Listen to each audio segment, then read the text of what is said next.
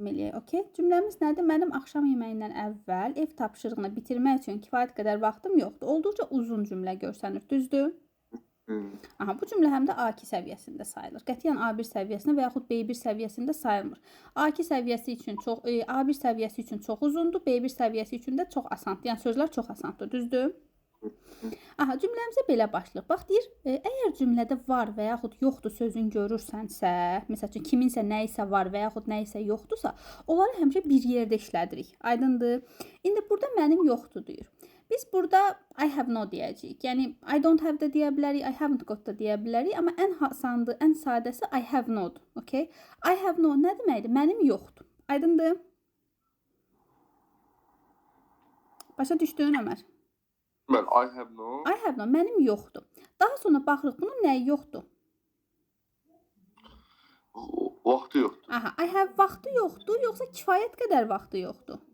Kifayət qədər vaxtı. Aha, o zaman deyir I have no enough time. Mənim kifayət qədər vaxtım yoxdur. Bu cümlə bitdi. Enough time. Bəli. Enough time. Mənim kifayət qədər vaxtım yoxdur. Daha sonra ikinci hissəmiz nə gəlir? Axşam yeməyindən əvvəl. Ev tapşırığını bitirmək üçün. Ev tapşırığını bitirmək üçün. Deməli, biz demişik ki, hərəkəti biz heç vaxt axıra qoymuruq. Hərəkət həmişə əvvəldə gəlir, düzdür? Bəli. Aha, burada bitirmək deyir. Əgər bir feili magmək kimi deyiriksə, əgər bir sözü biz magmək olaraq deyiriksə, to-la deyirik.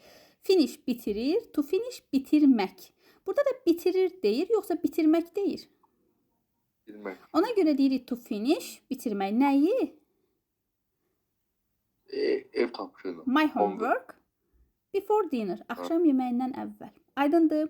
Deməli, birinci cümləmiz nədir? Mənim kifayət qədər vaxtım yoxdur. Bu birinci cümləmiz idi. İkinci cümləmiz nə idi? Ev tapşırığını bitirmək üçün. Ev tapşırığını bitirmək üçün.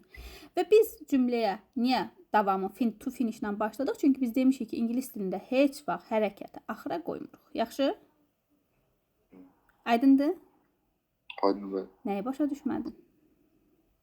Kifayət qədər. Onu da yazımda. Enough. Kifayət qədər.